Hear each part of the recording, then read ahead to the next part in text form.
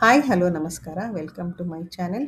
Welcome to part 9. ಈ episode subject Vishnupad. ಶ್ರೀರಾಮಚಂದ್ರನು ತಮ್ಮ ವನವಾಸದ ಅವಧಿಯಲ್ಲಿ ಗಯಾ ಕ್ಷೇತ್ರಕ್ಕೆ ಭೇಟಿ ನೀಡುತ್ತಾರೆ. ತಂದೆ ದಶರಥನ ವಿಯೋಗದಿಂದ ಶ್ರಾದ್ದ ಕಾರ್ಯ ನಿರ್ವಹಿಸಬೇಕಾಗಿರುತ್ತದೆ. ಪಿಂಡ ಪ್ರದಾನಕ್ಕಾಗಿ ಬೇಕಾದ ಸಾಮಗ್ರಿಗಳನ್ನು ತರಲು ರಾಮ ಲಕ್ಷ್ಮಣರು ಸೀತೆಯನ್ನು ನದಿಯ ದಡದ ಅರಳಿ ಮರದ ಕೆಳಗೆ ಕುಳ್ಳಿರಿಸಿ ತೆರಳುತ್ತಾರೆ. ಸೀತಾದೇವಿಗೆ ಆಶೀರ್ವಾಣಿ ಒಂದು ಕೇಳಿಸುತ್ತೆ.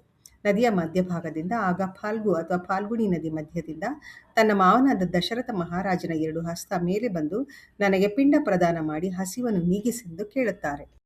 ಆಗ ಸೀತೆ ಮರಳಿನಿಂದಲೇ ಎಲ್ಲ ಖಾದ್ಯಗಳನ್ನು ಮಾಡಿ ಅನ್ನಪೂರ್ಣೆಯನ್ನು ಆಹ್ವಾನಿಸಿ 5 ಸಾಕ್ಷಿಗಳಾದ ಹಸು, ವಟವೃಕ್ಷ, ಬ್ರಾಹ್ಮಣ, ಫಲ್ಗು ನದಿ ಮತ್ತು ತುಳಸಿ ಸಸ್ಯ ಇವುಗಳನ್ನು ಸಾಕ್ಷಿಯಾಗಿ ಇಟ್ಟುಕೊಂಡು ಪಿಂಡ ಪ್ರದಾನವನ್ನು ತಾವೇ ನಿರ್ವಹಿಸುತ್ತಾರೆ. ಸುಪ್ರೀತರಾದ ದಶರಥ ಸೀತಾಮಾತೆಯನ್ನು ಹರಸಿ ತೆರಳುತ್ತಾರೆ.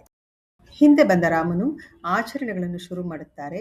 ಆದರೆ ತಮ್ಮ ಪಾಲನ್ನು ಸ್ವೀಕರಿಸಲು ಖುದ್ದಾಗಿ ದಶರಥ ಮಹಾರಾಜರು ಬಾರದೇ ಇದ್ದಾಗ ಸೀತಾಮಾತೆಯು ವಿಸ್ತಾರವಾಗಿ ವಿವರಿಸುತ್ತಾರೆ ಮತ್ತು ಇದಕ್ಕೆ ಸಾಕ್ಷಿಯಾಗಿದ್ದ 5ರನ್ನು ರಾಮನಿಗೆ ವಿವರಿಸಲು ತಿಳಿಸುತ್ತಾರೆ. ಆದರೆ ವಟವೃಕ್ಷವನ್ನು ಬಿಟ್ಟು ಬೇರೆ ಯಾರೂ ಸಾಕ್ಷಿಯನ್ನು ನುಡಿಯುವುದಿಲ್ಲ. ಇದರಿಂದ ಶಾಪಕ್ಕೆ ಒಳಗಾಗುತ್ತಾರೆ. ವಟವೃಕ್ಷ ಅಥವಾ ಅರಳಿ ಮರ ಪೂಜನೀಯ ಸ್ಥಾನವನ್ನು ನೀಡಿ ಭೂಮಿ ಇರುವವರೆಗೂ ಈ ಮರದ ಕೆಳಗೆ ಪೂಜಾ ಕೈಂಕರ್ಯ ನಡೆಯಲಿ ಅಂತ ವರ ಕೊಡುತ್ತಾಳೆ. ಇಂದಿಗೂ ಅರಳಿ ಮರ ಪೂಜನೀಯ. ಬ್ರಾಹ್ಮಣ ಇದೇ ಸ್ಥಳದಲ್ಲಿ ಯಾತ್ರಿಕರು ಕೊಟ್ಟ ಕಾಣಿಕೆಗಳಿಂದಲೇ ತಿಥಿ ಕಾರ್ಯವನ್ನು ಮಾಡುತ್ತಾ ಇರಿ ಅಂತ ಶಪಿಸುತ್ತಾಳೆ. ಅದರಂತೆ ಇಂದಿಗೂ ಈ ಸ್ಥಳದಲ್ಲಿ ಬ್ರಾಹ್ಮಣರು ಸದರಿ ಕಾರ್ಯವನ್ನು ಮಾಡುತ್ತಾನೆ ಇರುತ್ತಾರೆ. ಹಸು ಸಾಕ್ಷಿ ಹೇಳದ ಕಾರಣ ನೀನು ಕಾಮಧೇನು, ಪೂಜೆಗೆ ಯೋಗ್ಯ. ಆದರೆ ಸಾಕ್ಷಿ ಹೇಳದ ಕಾರಣ ಮುಂದೆ ಎಂದೂ ಮಾತು ಬಾರದೇ ಇರಲಿ ಅಂತ ಹೇಳ್ತಾಳೆ. ಹಾಗೂ ಗಯಾ ಕ್ಷೇತ್ರಕ್ಕೆ ಬರುವವರು ನೀಡುವ ಪಿಂಡವನ್ನೇ ತಿಂದು ಬದುಕು ಅಂತ ಹೇಳ್ತಾರೆ. ಎಷ್ಟೇ ತಿಂದರೂ ನಿನ್ನ ಹೊಟ್ಟೆ ತುಂಬದಿರಲಿ ಎಂದು ಶಪಿಸುತ್ತಾಳೆ. ಅದರಂತೆ ಫಲ್ಗುಣಿ ನದಿಯ ತೀರದಲ್ಲಿ ಹಸುಗಳಿಗೂ ಇಂದಿಗೂ ಪಿಂಡವೇ ಆಹಾರ.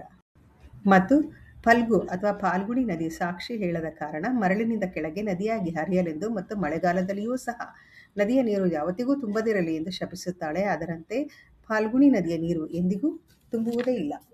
ತುಳಸಿ ಸಸ್ಯ ನೀನು ಪವಿತ್ರಳಾದವಳು, ಆದರೆ ನೀನು ನಂಬಿಕೆಗೆ ದ್ರೋಹ ಬಗೆದಿರುವೆ. ನೀನು ಎಷ್ಟೇ ಪವಿತ್ರಳಾದರೂ ಎಲ್ಲೆಂದರಲ್ಲಿ ಬೆಳೆಯುವಂತಾಗಲಿ ಅಂತ ಶಪಿಸುತ್ತಾಳೆ. ಇದು ಈ ಸ್ಥಳದ ಮಹಿಮೆ. ವಿಷ್ಣುಪಾದ ದೇವಸ್ಥಾನ ತುಂಬ ಸುಂದರ. ವಿಷ್ಣುಪಾದ ದೇವಸ್ಥಾನದ ಸಮೀಪದಲ್ಲಿ ಬುದ್ಧನ ಸ್ತೂಪ ಮತ್ತು ರೋಪ್ವೇ ಪ್ರಮುಖ ಆಕರ್ಷಣೆಗಳಾಗಿದೆ. ದೇವಸ್ಥಾನದಿಂದ ಸರಿಸುಮಾರು 12 ಕಿಲೋಮೀಟರ್ ದೂರದಲ್ಲಿದೆ.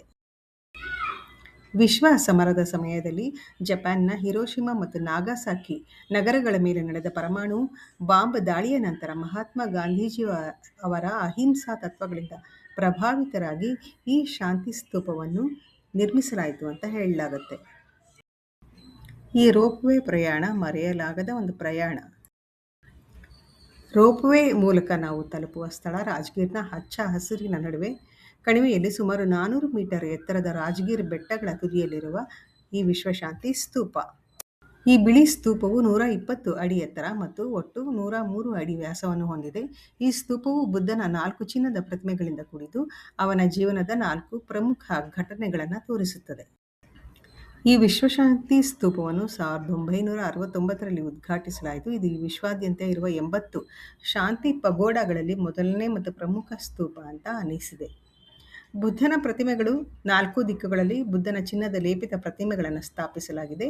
ಇದು ಭಗವಾನ್ ಬುದ್ಧನ ಜೀವನದ ವಿವಿಧ ಹಂತಗಳನ್ನು ಜನನ, ಜ್ಞಾನೋದಯ, ಧರ್ಮೋಪದೇಶ ಮತ್ತು ನಿರ್ವಾಣ ಇವುಗಳನ್ನು ಸೂಚಿಸುತ್ತದೆ. ಬಿಹಾರ್ ರಾಜಗೀರ್ನಲ್ಲಿರುವ ನೈಸರ್ಗಿಕ ಬಿಸಿ ನೀರಿನ ಬುಗ್ಗೆಗಳನ್ನು ಬ್ರಹ್ಮಕುಂಡ ಎಂದು ಕರೆಯಲಾಗುತ್ತದೆ.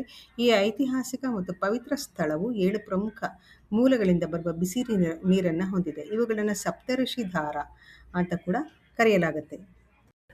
ಈ ಬಿಸಿ ನೀರಿನ ಮೂಲಗಳು ಹಿಂದೂ ಧರ್ಮದಲ್ಲಿ ಅತ್ಯಂತ ಪವಿತ್ರ ಎಂದು ಹೇಳಲಾಗುತ್ತೆ. ಮಹಾಭಾರತದ ಕಾಲದಲ್ಲಿ ರಾಜ ಜರಾಸಂಧ ಮತ್ತು ಭೀಮನ ನಡುವೆ ನಡೆದ ದ್ವಂದ್ವ ಯುದ್ಧದ ಸ್ಥಳವಾಗಿ ಈ ರಾಜಗೀರ್ ಪ್ರಸಿದ್ಧ. ಇಲ್ಲಿನ 7 ಕುಂಡಗಳ ನೀರು ಸಪ್ತರ್ಷಿಗಳಿಂದ ಹರಿದು ಬರುತ್ತದೆ ಎಂಬ ನಂಬಿಕೆ ಇದೆ. ಈ ಕುಂಡಗಳಲ್ಲಿ ಒಂದಾದ ಬ್ರಹ್ಮಕುಂಡ ಹೆಚ್ಚು ಜನಪ್ರಿಯ.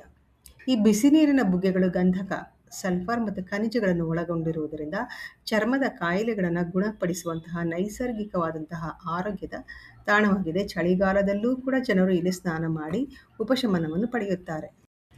ಪ್ರತಿ ವರ್ಷ ಲಕ್ಷಾಂತರ ಭಕ್ತರು ರಾಜ್ಗೀರ್ಗೆ ಭೇಟಿ ನೀಡಿ ಈ ಪವಿತ್ರ ನೀರಿನಲ್ಲಿ ಸ್ನಾನ ಮಾಡುತ್ತಾರೆ.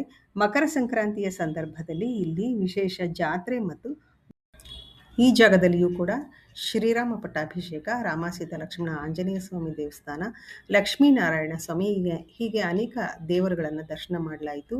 ಇದು ಒಂದು ವಿಶೇಷ ಅನುಭವ. ಇಲ್ಲಿಗೆ ಪಾರ್ಟ್ 9 ಈ ಎಪಿಸೋಡ್ನ ನಾನು ಮುಗಿಸ್ತಾ ಇದ್ದೀನಿ. ನಿಮ್ಗೆ ಇಷ್ಟ ಆಯಿತು ಅಂತ ಅನ್ಕೊತಾ ಇದ್ದೀನಿ. ಲೈಕ್, ಶೇರ್ ಮತ್ತು ಸಬ್ಸ್ಕ್ರೈಬ್ ಮಾಡೋದನ್ನು ಮರಿಬೇಡಿ.